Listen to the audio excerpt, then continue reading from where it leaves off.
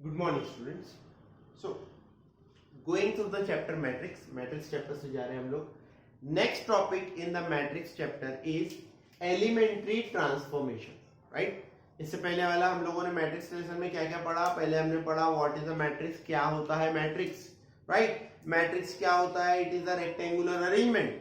फिर हमने क्या पढ़ा, उसके बाद उसका ऑर्डर पढ़ा कि उसका ऑर्डर क्या होता है, कितनी रोज होती है, कितनी कॉलम्स होती है, रोज इनटू कॉलम. फिर उसके बाद हमने उसका पढ़ा एडिशन, सब्ट्रैक्शन, मल्टीप्लिकेशन, जो उसके ऑपरेशंस होते हैं.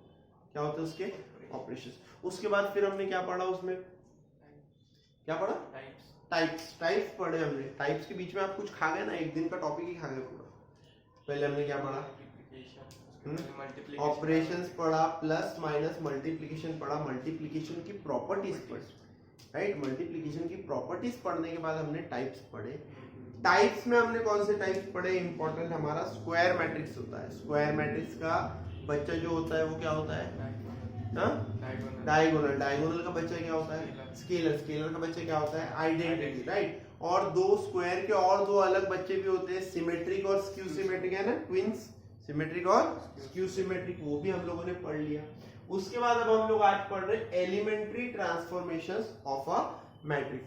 किसी मैट्रिक्स के एलिमेंट्री ट्रांसफॉर्मेशन. दो टाइप से एलिमेंट्री ट्रांसफॉर्मेशन ले सकते हो आप लोग. Either you can take elementary transformation row wise और you can take elementary transformation column wise. Row wise अगर आप एलिमेंट्री ट्रांसफॉर्मेशन लोगे तो आप क्या लिखोगे? Ri changes to Ri plus K times Rj. और कॉलम वाइज लोगे तो आप क्या लिखोगे? Ci changes to Ci plus K times Cj. Ri changes to Ri plus K times Rj रो के टाइम पे, और Ci changes to Ci plus K times Cj. देखो Ci changes to Ci लिखा मैंने, राइट? है ना, यहाँ पे किसी नंबर से आप मल्टीप्लाई नहीं कर सकते. Ri changes to Ri plus K. के आरजे से मल्टीप्लाई होगा, आर आई से पहले वाले से रो से मल्टीप्लाई होगा क्या? नहीं. वैसा अगर करना है तो आपको सेपरेट करना पड़ेगा, ठीक है? सो एग्जांपल लेते हैं, एक रो ट्रांसफॉर्मेशन का एग्जांपल लेते हैं. यहाँ पे ब्लैक से सॉल्व किया मैंने रो ट्रांसफॉर्मेशन का एग्जांपल, और रेड से सॉल्व किया है मैंने कॉलम ट्रांसफॉर्मेशन का एग्जांपल. सॉरी, ब्लू से सॉल्व किया मैंने कॉलम ट्रांसफॉर्मेशन का एग्जांपल. एक बताने के लिए आप लोग, वेरी सिंपल. रो ट्रांसफॉर्मेशन, ये एक मैट्रिक्स है. इसमें हम क्या कर रहे हैं? रो 1 को चेंज कर रहे हैं. रो 1 प्लस 10 टाइम्स रो 2. कुछ बुक्स में आप देखोगे ये ऐसे नहीं लिखा होता, सिर्फ इतना लिखा रहता है, रो 1 प्लस 10 टाइम्स रो 2. इसका भी मतलब क्या हो रहा है कि कौन चेंज हो रहा है? रो 1 ही चेंज हो रही है. और बेटर अंडरस्टैंडिंग के लिए क्या लिखता हूं मैं? R1 चेंजेस टू, एरो दिया उसको रीड क्या करेंगे यहाँ पे? R1 changes to R1 plus 10 times R2. तो देखो R1 चेंज हो रहा है, तो R1 कौन है? 3. 3 प्लस 10 टाइम्स R2, मतलब 10 9 से कितना हो गया? 3 प्लस 90. R1 कितना है? 6. 10 4 दा 40, 6 प्लस 40. R1 कितना है? 2, और ये कितना है? 1 ही है, तो 10 1 दा 10 ही रहेगा, तो 2 प्लस 10. तो कितना आ गया आपका? 93 46 12 9 4 1. देखो R2 को चेंज किया गया? नहीं. तो R2 की वैल्यू कहीं बदली क्या? कहीं नहीं बदली सर, वैसी रही. और एक मैंने एलिमेंट्री ट्रांसफॉर्मेशन लेके बताया फिर से रो वाला, कि अगर आपको जैसे R1 को क्या करना है? हाफ ऑफ R1 करना है. समझ में आ रही बात आपको? देखो अगर आपको किसी से मल्टीप्लाई करना है तो इस तरीके से करो, लेकिन अगर आप ये ले रहे हो R1, तो यहाँ पे आप हाफ वगैरह कुछ नहीं लगा सकते. यहाँ पे R1 विल रिमेन R1 ही रहेगा, ठीक है? प्लस ये R2 को किससे भी मल्टीप्लाई करते बैठे. ये देखिए वैसे ही कॉलम में भी C2 changes to C2 plus 4 times C1. C2 को कुछ नहीं कर सकते अभी आप. C2 को कुछ कर सकते हो क्या? नहीं. C2 को आपको चेंज करना है तो बाद में करते बैठो अलग से. लेकिन यहाँ पे क्या होगा? C2 changes to C2 plus 4 times C1, मतलब कॉलम 1 कॉलम 2 कॉलम 3 3 कॉलम है, ठीक है? एक यहाँ पे R1 लिया था, तो मैंने इसीलिए यहाँ पे सेकंड कॉलम लिया, ये बताने के लिए कि बच्चों के मन में ये डाउट ना रहे कि सिर्फ कॉलम 1 ही या सिर्फ कॉलम 2 ही चेंज होता है. नहीं, कोई भी चेंज हो सकता है, राइट? सो कॉलम 2 के साथ हम क्या कर रहे हैं? 4 टाइम्स C1 ऐड कर रहे हैं. सो देखो ये कॉलम 2 है, 3 और 7, राइट। उसके लिए कॉलम 1 कौन रहेगा, उसका 5 और 7 का कौन रहेगा 2। तो 3 प्लस 4 5 का कितना हो गया 20 और 7 प्लस 4 2 का कितना हो गया, आराम से देखो C2 मतलब कि 3, 4 टाइम्स C1 4 5 जा 20, 3 प्लस C2 मतलब कि कौन 7, 4 2 जा 8, 7 प्लस कितना आ गया 5 23 8 2 15 3। और एक चीज मैंने क्या करके दिखाया कि C3 को मैंने 5 से मल्टीप्लाई करके दिखाया।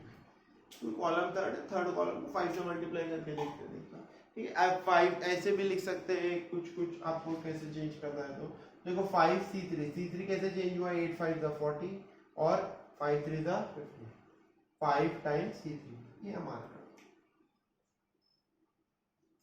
एक ऑपरेशन ये किया और एक ऑपरेशन, दो ऑपरेशन करके दिखाया। रो में भी दो ऑपरेशंस करके दिखाया, ठीक। इन्हें कहते हैं एलिमेंट्री ऑपरेशंस या फिर एलिमेंट्री ट्रांसफॉर्मेशन, ठीक है। ये किस काम आते हैं, सो आप फ्यूचर में अभी एक नए टॉपिक के लिए प्रिपेयर हो रहे हो। That new topic is very important in your 12th standard. वो फ्यूचर टॉपिक है आपका इनवर्स ऑफ मैट्रिक्स। क्या टॉपिक है, इनवर्स निकालने के दो तरीके, एक ये एलिमेंट्री ट्रांसफॉर्मेशन या फिर एलिमेंट्री ऑपरेशन, और दूसरे तरीके का नाम है एडजॉइंट या फिर मैट्रिक्स मेथड। एडजॉइंट मेथड या फिर मैट्रिक्स मेथड, वो भी हम लोग देखेंगे नेक्स्ट लेक्चर में, देखेंगे थोड़ा सा 2-3 लेक्चर के बाद में, नेक्स्ट या नेक्स्ट के नेक्स्ट लेक्चर में देखेंगे, ठीक है। वो बात की बात है। तो अभी हम लोग कौन सी मेथड सीखेंगे, लेकिन एलिमेंट्री ट्रांसफॉर्मेशन। उसको सीखने के लिए, इनवर्स निकालने के लिए पहले आपको पता चलना चाहिए कि what is the inverse of a matrix. Inverse of a matrix यानी क्या होता है। तो यहाँ पे क्या लिखा है मैंने, इन्वर्टिबल मैट्रिक्स। अगला टॉपिक इन्वर्टिबल मतलब के जैसे आप खाना खाते हो तो खाने में क्या खाते हो, रोटी खाते हो, चावल खाते हो, प्लास्टिक खाते हो, क्या ग्लास खाते हो, नहीं, एडिबल होना चाहिए। खाना खाने वाली चीज क्या होनी चाहिए, एडिबल। इनवर्स जिसका निकाल रहे हो वो क्या होना चाहिए, इन्वर्टिबल। क्या होना चाहिए वो, पहला पॉइंट है कि इन्वर्टिबल मैट्रिक्स कौन सा होता है। तो सबसे पहली क्या कंडीशन है उसमें, स्क्वायर होना चाहिए। कोई टीचर नहीं बताता ये कंडीशन, क्योंकि बताना इंपॉर्टेंट है ही नहीं, सबको पता है कि जितना भी इनवर्स का क्वेश्चन आएगा तो मैट्रिक्स क्या दिया रहेगा, स्क्वायर मैट्रिक्स, ठीक है। सबसे पहले याद रखो बेटा, स्क्वायर जो रहेगा प्योर स्क्वायर, उसी मैट्रिक्स का इनवर्स निकलेगा, राइट, ठीक है। सेकेंड थिंग, इनवर्स निकालने के लिए the matrix must B non singular. Non singular मतलब क्या होता है कि उस मैट्रिक्स का डिटर्मिनेंट नॉन जीरो होना चाहिए। क्या होना चाहिए, नॉन जीरो, ठीक है। उसका अगर डिटर्मिनेंट जीरो आ गया मतलब वो सिंगुलर बन गया, तो फिर इनवर्स उसका नहीं निकल सकता। सो अगर कोई भी मैट्रिक्स है तो अगर आपको इनवर्स निकालना है, it must be non singular. कैसा होना चाहिए, ये दो कंडीशंस को बार बार टीचर्स याद करवाते हैं।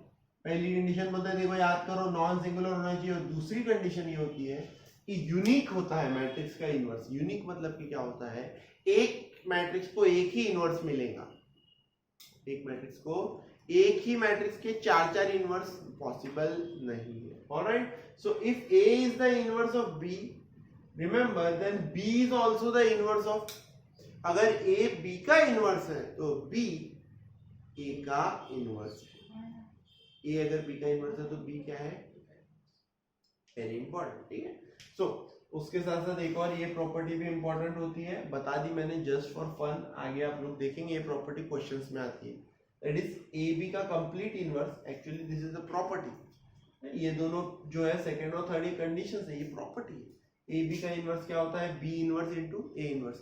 अगर आप अच्छे से याद करें तो ऐसा आपने कहाँ देखा था इससे पहले, AB प्रोडक्ट का ट्रांसपोज लिया था हमने, तो that is also B transpose into, है ना। ट्रांसपोज से याद नहीं होगा तो डैश से याद रखना है। AB डैश कितना आता है, B dash into A dash, remember. तो AB का इनवर्स भी कितना आता है, B inverse into A inverse. बात की बात है, ठीक है। इनवर्स होता कैसे है, देखिए ऐसे होता है, A इनटू A इनवर्स। अगर किसी दो मैट्रिसेस का प्रोडक्ट कितना आता है, I, then they are called as inverse of each other. ये देखो जैसे एग्जांपल लिया हूं मैंने, A इनटू B।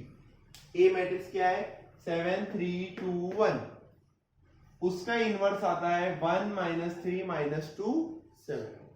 आता है कि नहीं आता है चेक करना है, दोनों को प्रोडक्ट करेंगे। देखो 7 3 1 -2 से मल्टीप्लाई होगा, 7 1 7, 3 × -2 -6, 7 -6, 7 3 are 21, 3 7 are 21, minus 21 plus 21.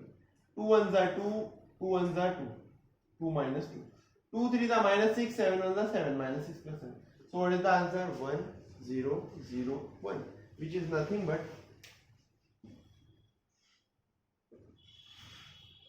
I.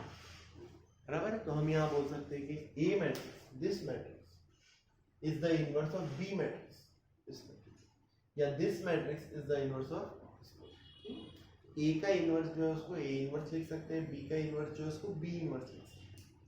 दो मैट्रिक्स ऐसे एक दूसरे के इनवर्स होते हैं। कब इनवर्स बोलते हैं उनको? जब उनका प्रोडक्ट कितना आता है? 1, यानी कि मैट्रिक्स का 1, आइडेंटिटी मैट्रिक्स। बराबर है? ठीक है। सो आज का हमने टॉपिक एक बार फिर से बताता हूँ। एलिमेंट्री ट्रांसफॉर्मेशंस दो टाइप की होती है, रो ट्रांसफॉर्मेशंस और कॉलम ट्रांसफॉर्मेशंस, और इन्वर्टिबल मैट्रिसेस। इन्वर्टिबल मैट्रिसेस जो होते हैं यानी कि वो मैट्रिक्स जिसका इनवर्स निकल सकता है। तो किसका इनवर्स निकल सकता है? सबसे पहले matrix must B non singular, non singular होना चाहिए, मतलब उसका डिटरमिनेंट 0 नहीं आना चाहिए। और उसके बाद क्या है? The matrix must be the inverse are unique. Inverse कैसे है? यूनिक। ए का इनवर्स बी है तो बी का इनवर्स क्या है? एक ही इनवर्स है। एग्जांपल लेके भी दिखाया मैंने, ए बी क्या आ रहा है, ठीक है।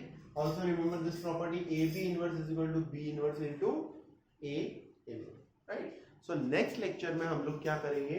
अब नेक्स्ट लेक्चर में हम लोग direct inverse of a matrix पढ़ेंगे by the way of elementary transformation. Inverse of a matrix by the way of elementary transformation. Thank you.